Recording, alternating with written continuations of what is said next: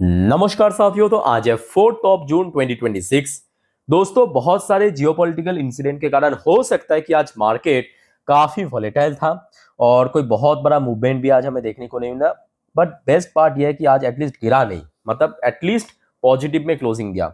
Does not matter बहुत ऊपर बहुत नीचे, बट थोड़ा बहुत ऊपर क्लोजिंग दिया है, ठीक है। पर दोस्तों, मेरे अंदर से एक ऐसा मतलब स्ट्रॉन्ग फीलिंग आ रहा है कि कल अगर सब कुछ सही रहा तो, अगर कुछ बहुत ज्यादा या बहुत बड़ा कुछ नहीं हुआ तो कल मार्केट दोस्तों बहुत तगड़ा रिकवर कर सकता है। ऐसे एक अंदर से स्ट्रॉन्ग फीलिंग आ रहा है। और उसके साथ साथ दोस्तों, एक्चुअली बहुत सारे अपडेट्स भी हैं, तो चलिए एक एक करके आपके साथ मैं शेयर करता हूं। रिक्वेस्ट करूंगा आप सभी को, प्लीज वीडियो को बिना स्किप के पूरा अंत तक जरूर देखिएगा, और खास करके इस वीडियो की आखिरी 3-4 मिनट पे जब हम मार्केट को समझेंगे डिटेल में कि कल मोस्ट प्रॉब्ली क्या हो सकता है, उस पार्ट को तो कतई मिस मत करना। ओके, तो आइए सर, सबसे पहले चेकआउट करते हैं कि आज हमारे मार्केट एनालिस्ट दोस्त ने क्या कहा। देखिए, आज अगर आप देखेंगे ध्यान से, निफ्टी 50 शुरू काफी नेगेटिव में हुआ था, शुरू काफी नीचे हुआ था, जबकि इंट्राडे लो भी टच किया 23,250 के अराउंड, ठीक है। सो जिसके बेस पे इन एनालिस्ट ने कहा कि कल यानी 5 जून के लिए 23,300 ये लेवल काफी इंपॉर्टेंट है। इस लेवल को अगर ब्रेक कर लिया तो मे भी 23,000 की तरफ बढ़ सकता है। पर हायर साइड में या ऊपर की तरफ अगर हम बात करें तो 23,600 का एज ए रेजिस्टेंस पॉइंट भी मेंशन किया। बट दोस्तों, कहीं ना कहीं देखा जाए अभी जो स्थिति है अभी, ठीक है, लग तो रहा है कि कल मार्केट रिकवर कर सकता है। अब देखते हैं कि कल क्या होता है। अगर कुछ बहुत खराब हो गया, फिर से यूएस या ईरान के बीच वॉर शुरू हो गया, कभी भी कुछ भी हो सकता है, वो अलग मैटर है। By the way, same topic को देखिए कवर किया मनी कंट्रोल की तरफ से दूसरे एक और एनालिस्ट ने बाजार के बारे में अपने एक विचार रखा, पॉइंट ऑफ व्यू रखा। देखिए technical view, fall below 23,150 could trigger resumption of corrective phase। यानी दूसरा एनालिस्ट ने भी कहा कि अगर 23,150 इस लेवल को क्रॉस करके नीचे चला जाते हैं तो मार्केट दोस्तों काफी बेरिश बन सकता है। बस सेकेंड एनालिस्ट ने सिर्फ इतना ही कहा, इससे ज्यादा कुछ नहीं कहा। खैर, इस टॉपिक को दोस्तों हम इस वीडियो की आखिरी 3-4 मिनट पे कवर करेंगे, अच्छे से समझेंगे। अगर अभी चलिए, बहुत सारे इंपॉर्टेंट मैं आपको जानकारी देने वाला हूं, थोड़ा पेशेंसफुली आप लोग देखिए, सुनिए, समझते जाइए। अच्छा दोस्तों, मोस्ट इंपॉर्टेंटली याद रखना, कल भारत की Q4 की जीडीपी डेटा आउट होगा। ये बहुत इंपॉर्टेंट है, ठीक है। आपको ऑलरेडी एक बार संडे के दिन बता दिया था, और कल ये डेटा आते ही मैं आपको इन्फॉर्म कर दूंगा कल कितने बजे पे आउट होगा। थोड़ा सा आप नोट कर लीजिए आरबीआई की तरफ से क्या फोरकास्ट आया है। अच्छा, कल यानी 5 जून दोस्तों आपको ये डेटा पता चलेगा शाम 4 बजे पे, मतलब मार्केट क्लोज होने के बाद शाम 4 बजे पे ये डेटा आपको पता चलेगा। प्रीवियस जो क्वार्टर में भारत की जीडीपी ग्रोथ हुआ था 7.8%, आरबीआई की तरफ से फोरकास्ट आया 7.2%। एक्चुअल डेटा दोस्तों कल आते ही मैं आपको जरूर इन्फॉर्म कर दूंगा, मिस मत करना, चैनल को सब्सक्राइब करके जरूर रखना। अच्छा, अब देखिए, अलग अलग जगह से, अलग अलग सोर्स की तरफ से अलग अलग प्रिडिक्शन आ रहा है। किसी ने कह रहा है कि 7.5% हो सकता है, किसी ने कहा कि 7% हो सकता है, किसी ने कहा 6.9% हो सकता है। डिफरेंट डिफरेंट सोर्स की तरफ से डिफरेंट डिफरेंट अपडेट आ रहा है। तो यहाँ पे आप देख सकते हो, कुछ इकोनॉमिस्ट के हिसाब से भारत की इस बार Q4 में जीडीपी ग्रोथ रेट लगभग 7.1 से लेके 7.2% के अराउंड हो सकता है। और पूरे फाइनेंशियल ईयर पे, मतलब फाइनेंशियल ईयर 26 में, मतलब बीते हुए फाइनेंशियल ईयर पे 7.4% के आसपास होने का चांस है। आई होप कि 7% के ऊपर ही होगा। अगर Q2 की तरह हो गया तो बहुत बढ़िया। Q2 या Q1 जो लास्ट ईयर में हमने देखा था कि कुछ, हाँ Q2 सही कहा। Q2 में क्या हुआ था पता है? Q2 में एक्चुअली फोरकास्ट आया था 7.3%, बट आ गया था आपके 8.2%। अगर ऐसा हो गया तो बहुत सही है ना। अच्छा दोस्तों, मोस्ट इंपॉर्टेंटली आपको पता है कि लास्ट डे सेम टाइम के वीडियो में एक टैक्स कट के ऊपर जानकारी शेयर किया था। मैं आपको थोड़ा सा पीछे से शुरुआत करना चाहता हूँ। ये था वो मतलब ये था वो न्यूज की कटिंग जो आपको मैं लास्ट डे शेयर किया था। आप पूछेंगे सर ये पुराने अपडेट क्यों आप दिखा रहे हो फिर से? कारण है, कारण है, आप थोड़ा पेशेंस रखिए, देखते जाइए। यहाँ पे हमने देखा था कि एक मतलब अननोन सोर्स की तरफ से खबर मिला कि सरकार दोस्तों फॉरेन इन्वेस्टमेंट और आने के लिए या फॉरेन इन्वेस्टर्स को अट्रैक्ट करने के लिए कुछ टैक्स में कटौती कर सकते हैं, है कि नहीं? ये अपडेट ऑलरेडी आपको मैं लास्ट डे दे दिया था। बट हाँ, किस प्रकार की टैक्स में कटौती होगा? Long term capital gain tax, short term capital gain tax, या कुछ बॉन्ड्स के ऊपर, या कुछ अलग, ये किसी को पता नहीं था, ठीक है। अब दोस्तों, इस चीज को और थोड़ा सा क्लैरिफाई करते हुए, ये आज की अपडेट है, शाम की अपडेट, और इन्वेस्टर्स के लिए इससे बड़ी बात क्या हो सकता है? देखिए, India plan to scrap capital gain tax on FPI investment in government securities. तो दोस्तों इस चीज को और ज्यादा क्लैरिफाई करते हुए अगेन एक अननोन सोर्स की तरफ से मैं बार बार रिपीट कर रहा हूं कि ये कोई गवर्नमेंट ऑफिशियल की तरफ से कहा नहीं गया, बट होने का बहुत बड़ा चांस है, बहुत बड़ा चांस है, और आपको बहुत जल्दी पता चल जाएगा एग्जैक्टली क्या लिखा है। मैं आपको थोड़ा पढ़ के सुनाता हूं, मेरे साथ बने रहिए। देखिए, India is set to scrap capital gain tax on investment. क्या कहा? India is set to scrap मतलब कम कर सकते हैं कैपिटल गेन टैक्स। अब ये लॉन्ग टर्म या short term capital gain tax ये यहाँ पे डिस्क्लोज नहीं किया, बट कैपिटल गेन टैक्स में दोस्तों कुछ ना कुछ कटौती आपको दिखाई देगा in government securities by foreign portfolio investors, FPIs के लिए, ठीक है, in an effort to shore up oversea capital inflow into the country as the center seek to mitigate the effect of the Iran war the economy। Clear हो चुका है? ये source आया भी same to same, people familiar with the matter, ठीक है, कोई unknown तरफ से। सो लेट्स सी क्या होता है दोस्तों। अगर बाई चांस, मैं कह रहा हूं अगर by chance long term capital gain tax जो आज बढ़ा के आई थिंक 12.5% है ना, जो आपके 2024 चुनाव के बाद किया था, वो अगर फिर से 10% डाल दिया ना, मार्केट इतना जबरदस्त रिएक्ट करेगा आप सोच भी नहीं सकते। अब देखते हैं कि क्या होता है दोस्तों इस बारे में। अगर कुछ भी जानकारी मिला, जैसे कि आपको मैं लास्ट डे भी दे दिया था, आज भी दे दिया हूं, आगे भी दे दूंगा, ठीक है, बट हाँ, जब तक सरकार की तरफ से ऑफिशियली कुछ भी डिक्लेयर ना हो जाए, मैं कहूंगा बहुत ज्यादा खुश होने का भी जरूरत नहीं है, आप बस अपडेट लेते रहिए, ठीक है। अच्छा देखिए, नेक्स्ट रिपोर्ट आ रहा है मॉर्गन स्टैनली की, एक एनालिस्ट है, इनका नाम है रिधाम देसी। इनके तरफ से कहा गया कि the dark horse that could drive India's next market leg. तो एक्चुअली भारत की मार्केट को लेकर अगर आप देखेंगे तो बाहर की ब्रोकरेज है ना बहुत ज्यादा ऑप्टिमिस्टिक है, और साथ में देखिए यहाँ पे एक लंबा चौड़ा टारगेट भी दिया अगले साल जून 2027 के लिए 89,000 की टारगेट दिया बीएससी सेंसेक्स में, जो कि आज क्लोजिंग के हिसाब से लगभग 19% अपसाइड ये टारगेट दिया है। सो लेट्स सी क्या होता है आगे। अच्छा, नेक्स्ट रिपोर्ट दोस्तों आ रहा है एक इंडिविजुअल कंपनी इंडिगो, ये आज रात की अपडेट है। इंडिगो की तरफ से सडनली ये डिक्लेरेशन हुआ, IndiGo suspend flight to Hong Kong, Shanghai मतलब चाइना पे, and 4 other international destination amid rising cost. तो राइजिंग मतलब जो कॉस्ट है, कॉस्टिंग को मतलब कॉस्टिंग आज के दिन में बढ़ रहा है, एक्सपेंसेस बढ़ रहा है, उसको कम करने के लिए कुछ जगह पे जो फ्लाइट है उसको कट कर दिया या सस्पेंड कर दिया, ठीक है। अच्छा, नेक्स्ट दोस्तों डेटा सेंटर के बारे में इसके पहले भी आपको मैं बहुत सारे जानकारी दे चुका हूँ, बार बार आपको मैं कहता हूं कि देखिए कुछ सेक्टर्स है जिसको अगले 5 से 10 साल के लिए कभी आप मिस मत करना इस रैली को, ठीक है। India's data centre capacity could hit upper end 5 to 8 gigawatt target by 2030। याद रखना ये टारगेट आया है अदानी रिलायंस बेस्ट प्लेस से ब्रेनस्टेन। तो ये रिपोर्ट किसका है? ब्रेनस्टेन, बाहर की एक ब्रोकरेज कंपनी। अच्छा, यहाँ पे डेटा सेंटर बताने से एक और बात याद हुआ, ये आज की ताजा अपडेट है। तमिलनाडु, दक्षिण भारत की एक स्टेट है तमिलनाडु, जहां पे रिसेंटली सत्ता परिवर्तन हुआ, साइन 18,600 करोड़ एग्रीमेंट साइन किया, किसके साथ पता है? लार्सन एंड टूब्रो के साथ। और कौन सी सेगमेंट पता है? Data centre and ship building, जो दोनों ही सेगमेंट दोस्तों यकीन कीजिए बहुत ज्यादा फास्ट ग्रो कर रहा है भारत में, बहुत फास्ट ग्रो कर रहा है।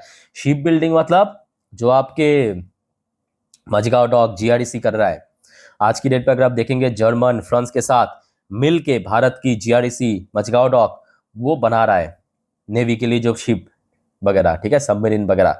और डेटा सेंटर तो अलग से बताने की जरूरत नहीं है। यहाँ पे तमिलनाडु सरकार ने बहुत अच्छा एक यहाँ पे एग्रीमेंट साइन किया, वो भी Larsen and Toubro, one of the most important company. अच्छा, फिर आ जाइए दोस्तों बोफा, बैंक ऑफ अमेरिका सिक्योरिटीज की जो इंडिया चीफ है, उनकी तरफ से ये कहा गया India a strong long term bet despite everything. चलो लेट्स सी क्या होता है।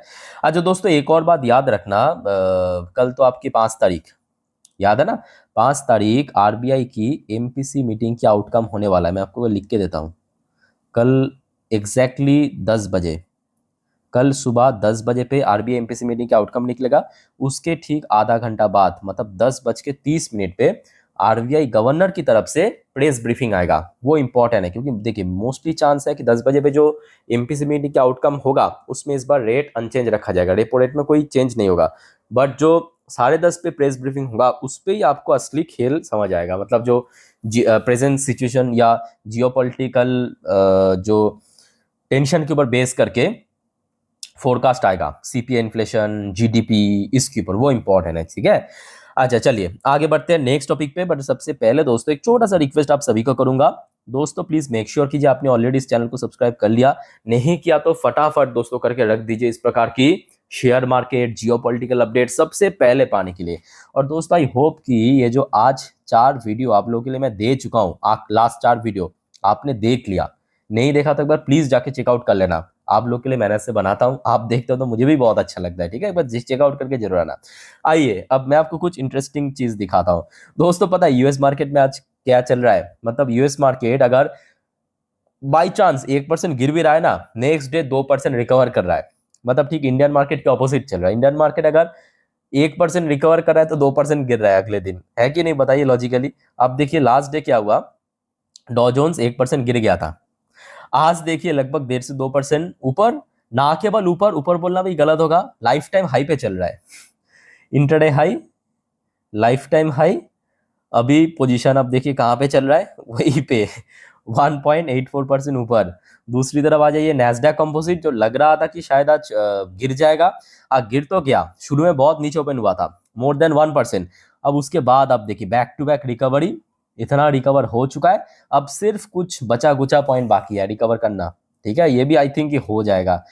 सो देखिए जो आपको मैं इसके पहले भी कहा था, डोनाल्ड ट्रम्प को पता है कि ये वॉर कहीं ना कहीं यूएस को और ज्यादा अमीर बनाएगा, और ज्यादा फॉरेन इन्फ्लो बढ़ाएगा यूएस में।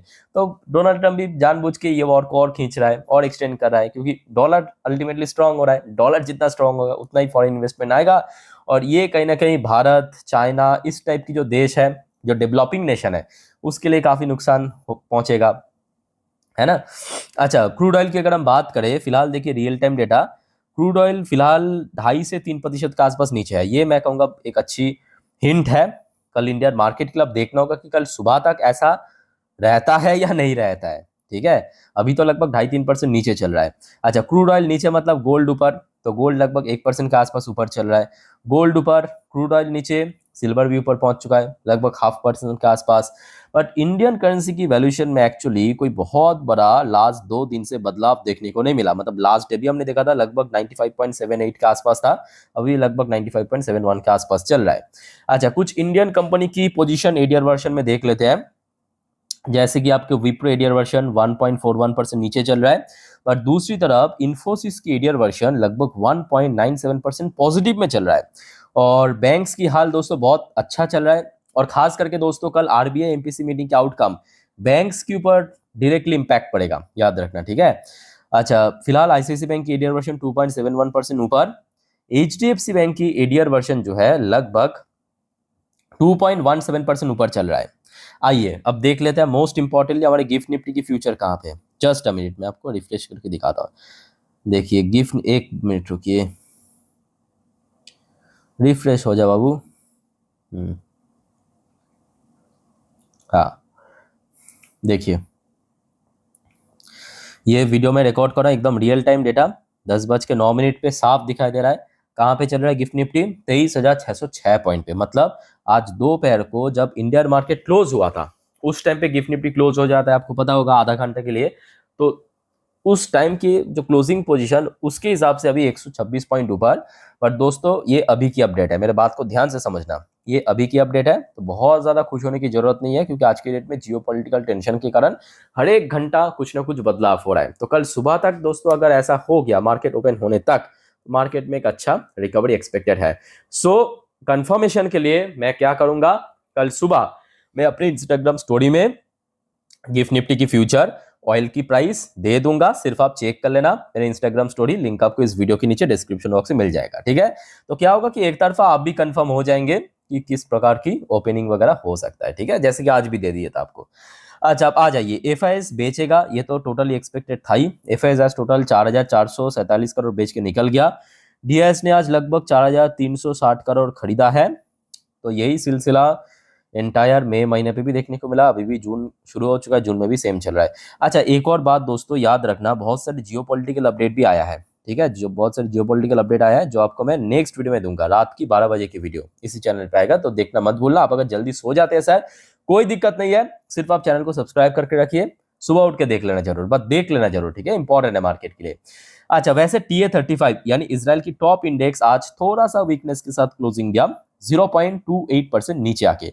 सो दोस्तों, मार्केट से रिलेटेड जितने भी इंपॉर्टेंट अपडेट था आपको मैं दे चुका हूं। अब चलिए मार्केट एनालिसिस वाला पार्ट के ऊपर लेके चलता हूं आपको।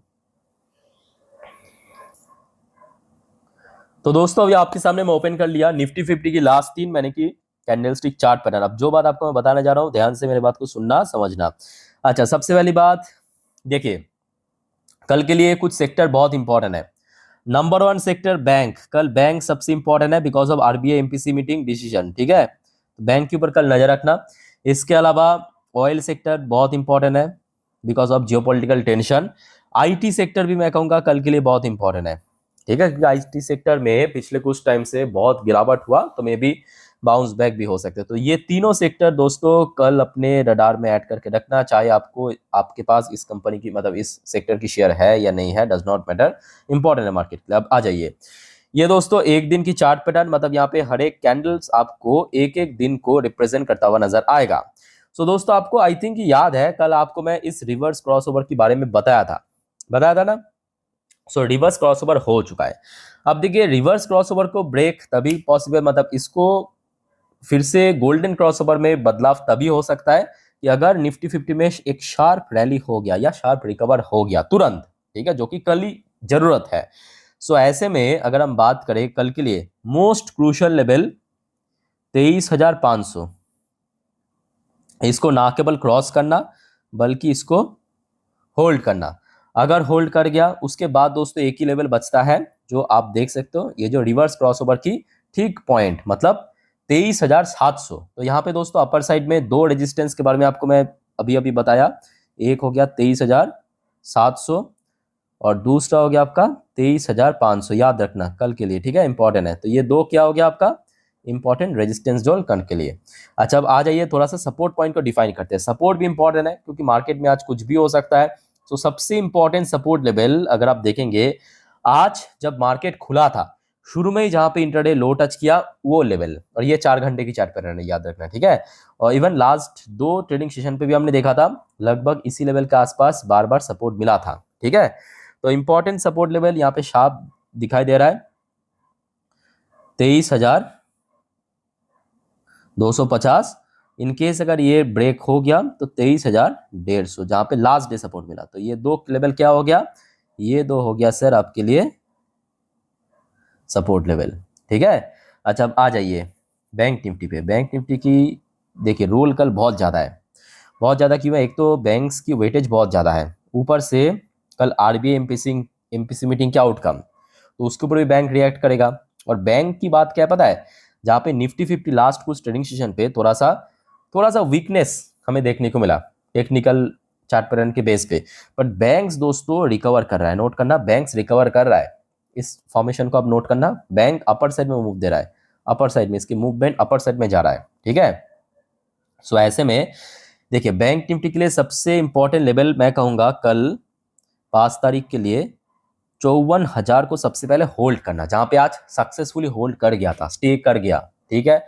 अगर होल्ड कर गया तो फर्दर जब अपसाइड मूवमेंट देना शुरू करेगा तो लास्ट मंथ पे जहां पे बार बार हडल फेस किया था, यानी 55,000 का जोन, नोट करना, 55,000 का जोन सबसे इंपॉर्टेंट रेजिस्टेंस, ये क्या है रेजिस्टेंस लेवल बैंक्स के लिए। अच्छा, अब क्योंकि बैंक है थोड़ा सा हम यहाँ पे डीप सपोर्ट लेंगे, मतलब नीचे की तरफ सपोर्ट पॉइंट थोड़ा सा डीप लेंगे क्योंकि इसका रेंज बहुत ब्रॉड होता है। तो लोअर साइड में 53,500 ये क्या हो गया सपोर्ट लेवल, जहां पे लास्ट डे भी इवन हमने देखा था, लास्ट 2 दिन एक्चुअली यहाँ पे बार बार सपोर्ट फेस किया था, ठीक है। सो दोस्तों निफ्टी 50 बैंक निफ्टी जितना अच्छे से हो सकता है मैं आपको समझा दिया। फिर भी देखिए कोई कंफ्यूजन या डाउट है कमेंट करके प्लीज पूछिए। अच्छा, वीडियो वाइंड अप करने से पहले ठीक है, जो हमेशा आपको मैं कहता हूँ मार्केट बहुत रिस्की है, बहुत वॉलेटाइल है, सो गलती से भी ये सब एफएनओ ट्रेडिंग फेडिंग के चक्कर में मत पड़ना, ठीक है। नॉर्मली आप वीडियो देखिए, सीखिए, जानिए, कोई प्रॉब्लम है कंफ्यूजन है कमेंट करके बताइए, और चैनल को दोस्तों सब्सक्राइब करना मत भूलना इस प्रकार की जानकारी हमेशा पाने के लिए। तो वाइंड अप करता हूँ, टेक केयर, बाय बाय, जय हिंद।